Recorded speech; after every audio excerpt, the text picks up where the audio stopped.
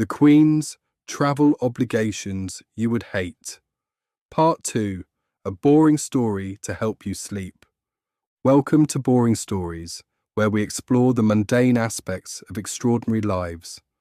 Tonight we take a journey through the extensive and obligatory travel commitments of the late Queen Elizabeth II.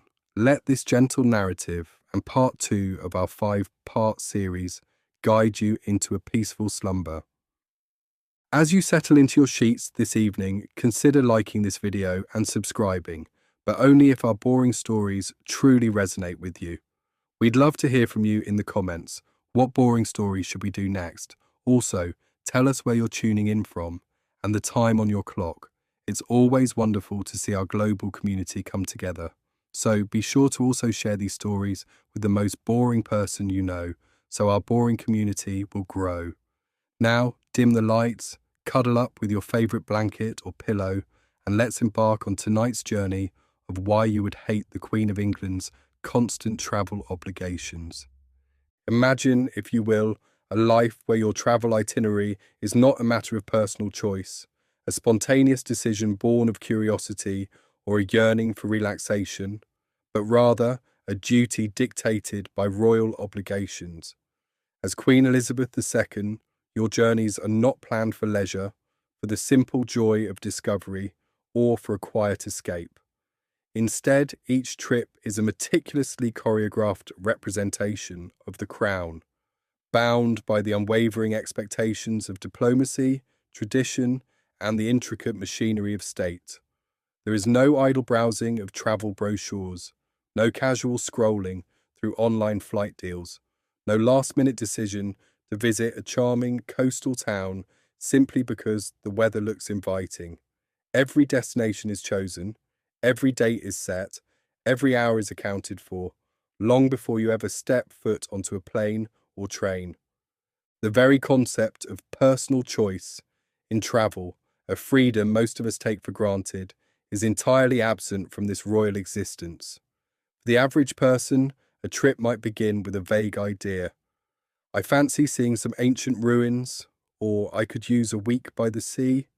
Then comes the delightful process of research, poring over maps, reading reviews of quaint hotels, imagining leisurely strolls through unfamiliar streets, or quiet afternoons spent by a sparkling ocean.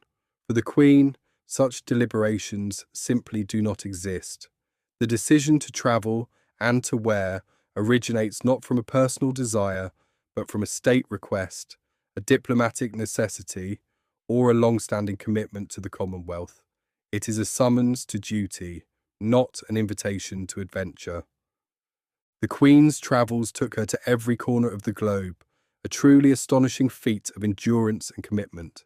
Yet, unlike the freedom of planning a vacation on a whim, packing a single suitcase with comfortable clothes, and setting off with an open mind, her trips were meticulously organised, with each destination chosen for its political significance, rather than any personal preference for its climate, its cuisine, or its cultural attractions. Imagine the layers of planning involved: security assessments, diplomatic clearances, logistical arrangements for staff, luggage, and official gifts. Every single detail, down to the precise timing of a motorcade or the seating arrangement at a state banquet, is determined weeks, even months, in advance. This is not travel. It is a complex, moving operation, with you, the Queen, at its very centre. Consider the sheer volume of luggage. This is not a single carry-on.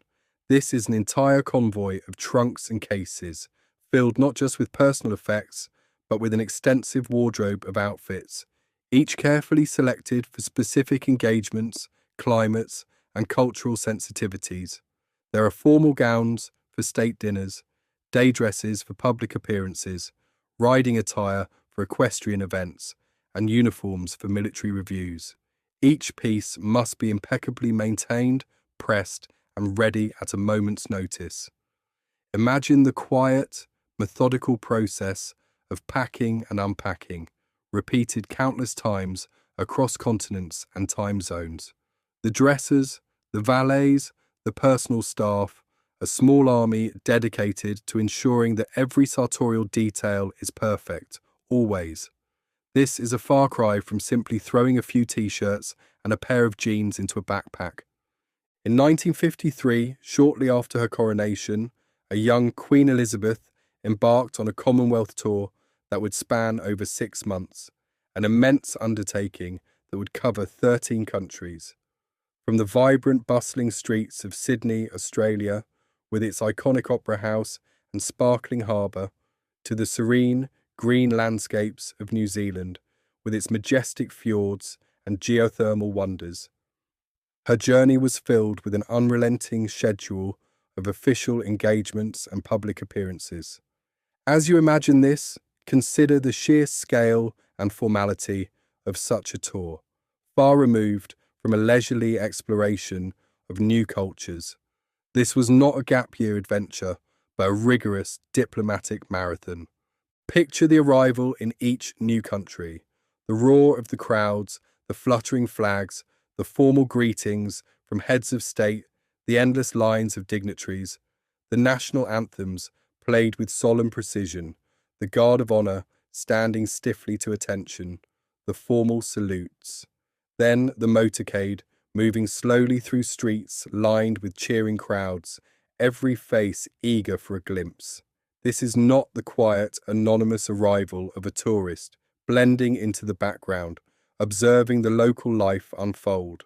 This is a grand entrance, a spectacle, a performance that begins the moment the plane touches down.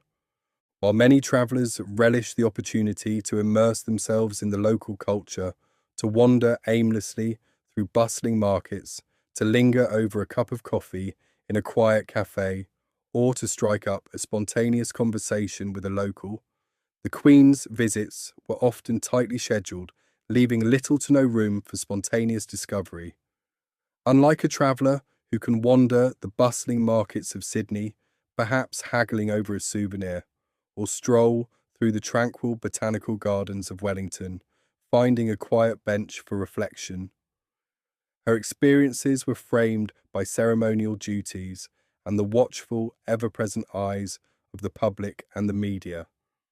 Imagine the state banquets, vast halls, glittering chandeliers, tables laden with fine china and exquisite food.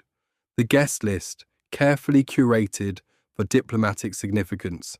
The speeches, meticulously prepared, delivered with grace and precision. The conversations, polite and formal, navigating complex diplomatic terrain while maintaining a facade of effortless charm. This is not a casual dinner party with friends, where laughter flows freely and conversations meander.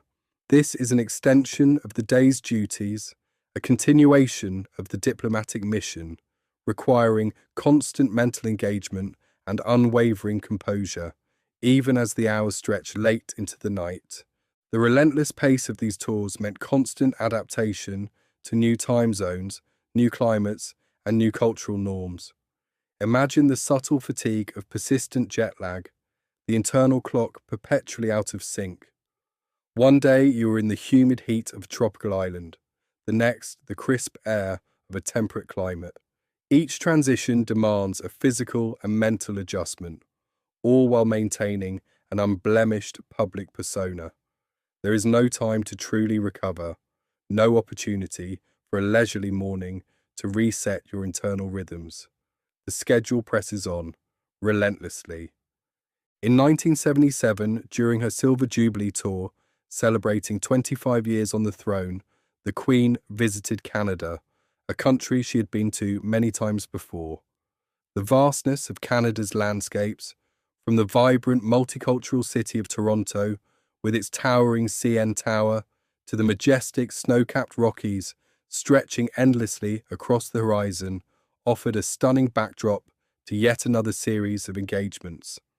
As you picture this, think of the contrast between the structured, almost rigid itinerary of a royal visit and the boundless freedom of crafting your own journey through the Canadian wilderness, perhaps camping under a canopy of stars or hiking a remote mountain trail entirely at your own pace.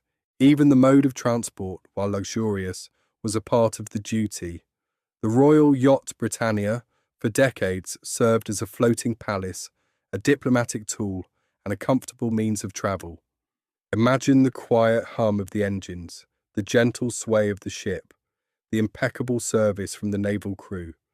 Yet, even on board, the red boxes arrived, the briefings continued, the preparations for the next port of call were constant. This was not a cruise, it was a mobile extension of the palace, a continuation of the work, albeit on the open sea. The luxury was functional, designed to facilitate duty, not leisure. Everywhere she went, from the bustling ancient cities of India, with their kaleidoscope of colours and sounds, to the timeless, sun-drenched streets of Rome, steeped in millennia of history, the Queen was met with ceremonies, speeches, and receptions. The demands of such a schedule can be utterly exhausting, even for the most seasoned traveller, let alone someone carrying the weight of a nation's representation. Unlike the average tourist who can choose to relax at a charming outdoor cafe, sipping espresso and watching the world go by, or explore a fascinating museum at leisure, spending hours lost in historical artifacts, every single moment of the Queen's trips was accounted for, every minute allocated to a specific engagement, every interaction pre-planned. Consider the constant need for vigilance, for maintaining an impeccable public face, even when tired or unwell. A slight stumble, a momentary lapse in concentration, a fleeting expression of fatigue, any of these could be captured by a camera, amplified by the media, and interpreted as a sign of weakness or disinterest. The pressure to be perpetually on, to always project an aura of calm resilience and unwavering dedication, regardless of personal discomfort or exhaustion, is immense. This is a performance that never truly ends, a role that you embody from the moment you wake until the moment you finally drift into sleep. In 1986, Queen Elizabeth made a historic visit to China, becoming the first British monarch to do so. The visit included a tour of the Great Wall, a monumental feat of ancient engineering snaking across the landscape, and a grand state banquet in Beijing, a city pulsating with a blend of ancient tradition and modern ambition. While the historical significance of such a trip is undeniable, the ability to explore China's rich history and vibrant culture freely, to wander through hidden alleyways, to savor street food, or to engage in spontaneous conversations with locals was simply not an option for her. Her role was to engage diplomatically, to forge connections between nations, a far cry from the uninhibited adventures of a curious traveller eager to uncover the secrets of the Forbidden City or to lose themselves in the bustling markets of Shanghai. The gifts exchanged during these visits are another silent testament to the nature of royal travel. These are not personal souvenirs. They are diplomatic gestures, carefully selected and presented, often with deep symbolic meaning. Imagine receiving countless gifts, from intricate local crafts to valuable works of art, each requiring a polite acceptance and a thoughtful acknowledgement, and in return, offering gifts that represent the United Kingdom, chosen with equal care and diplomatic sensitivity. This is another layer of formality, another subtle duty that accompanies every international journey. The lack of true personal reflection on the places visited is a poignant aspect of this life of constant movement. While you might see iconic landmarks, attend cultural performances, and meet diverse people, the depth of engagement is often superficial, dictated by the demands of the schedule. There is little time to truly absorb the atmosphere of a place, to sit quietly and contemplate its history, or to simply enjoy the simple pleasure of being somewhere new without an agenda. The memories are often a blur of official functions, handshakes, and polite conversations, rather than the rich sensory experiences that define a personal vacation. As the day of travel comes to a close, perhaps after a long flight or a series of demanding engagements, the Queen would retire to her quarters, whether on the royal yacht, in a state guest house, or in a specially prepared suite at an embassy. This is not a moment for leisurely unpacking or settling in. It is a time for quiet reflection on the day's events, a mental review of conversations, a quick glance at the next day's meticulously detailed schedule, and the quiet preparation for the next leg of her journey. The routine of packing, moving, and adapting to new environments is a constant, almost monotonous rhythm in her life, leaving precious little time for genuine personal relaxation or deep, unhurried reflection on the places she visited. The very act of travel, for her, becomes another form of work, another duty to be performed with unwavering precision. The subtle art of managing time zones, for instance, is not a matter of simply adjusting your watch. It involves a quiet, internal battle against the body's natural rhythms. Imagine landing in a country where it is suddenly morning, but your body believes it is the middle of the night. You must immediately be alert, composed, and ready for official duties, suppressing the natural urge for sleep. This constant recalibration, performed repeatedly across the globe, is a silent internal exhaustion that few ordinary travellers ever truly experience to such a relentless degree. There are no leisurely naps to catch up, no lazy mornings to recover. The schedule demands immediate functionality, always. Consider the constant presence of security, not just as a comfort, but as a subtle constraint.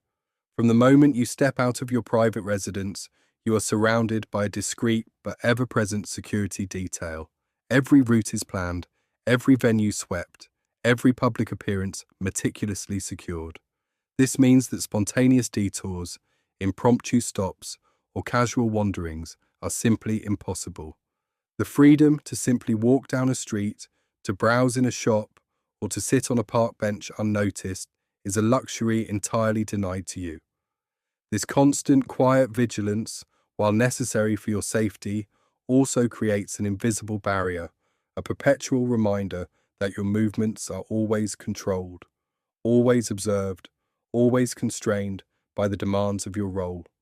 The endless cycle of official gifts, both giving and receiving, is another subtle yet pervasive aspect of royal travel. Imagine the meticulous planning involved in selecting appropriate gifts for foreign dignitaries, reflecting both British culture and the specific relationship with the host nation.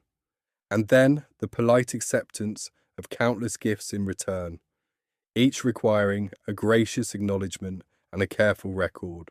These are not personal mementos, they are diplomatic tools, symbols of goodwill and international relations. The process is formal, repetitive, and requires a constant awareness of protocol and cultural sensitivities. It is another layer of duty, another quiet task that accompanies every journey. The sheer volume of official photographs taken during these tours is staggering. Every handshake, every smile, every wave, every ceremonial act is captured by countless cameras. These images are not just for personal albums, they are for the historical record, for global media dissemination, for public consumption. Imagine the pressure to always look composed, always engaged, always perfectly presented, knowing that every single frame will be scrutinized by millions. There is no opportunity for an unflattering angle, an awkward expression, or a moment of genuine fatigue. This constant awareness of being photographed, of being perpetually on camera, adds another layer of subtle yet relentless pressure to every public engagement, every moment of travel. And then there is the peculiar isolation that accompanies such public travel.